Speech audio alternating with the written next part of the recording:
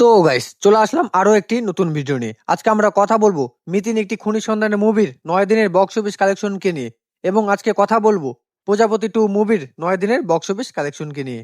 Hey guys, আমি দীপঙ্কর, তোমরা দেখছো আমার YouTube channel movie fix official, যেখানে আমরা নিয়মিত Bangla latest movie update, audience response এবং বক্স অফিস কালেকশন নিয়ে কথা বলি। তো ফার্স্ট আমরা যে মুভিটাকে নিয়ে কথা বলবো সেটা হচ্ছে মিতিন একটি খুনি সন্ধানে মুভিটাকে নিয়ে কথা বলবো। এই মুভিটা রিলিজের পর থেকেই দর্শকদের কাছ থেকে খুব ভালো রিভিউ এবং শক্তপোক্ত রেসপন্স পাচ্ছে।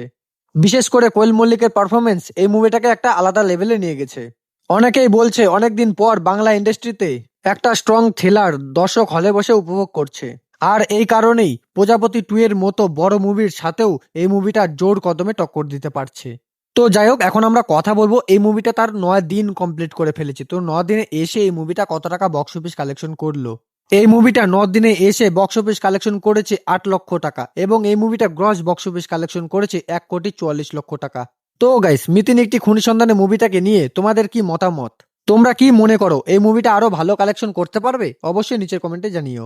তো সেকেন্ড আমরা যে মুভিটাকে নিয়ে কথা বলবো সেটা হচ্ছে দেবদার মুভি প্রজাপতি 2 কে নিয়ে। বাংলার বক্স অফিসে প্রজাপতি 2 যে খেলাটা দেখাচ্ছে সেটা এখন আর নতুন করে বলার কিছু নেই।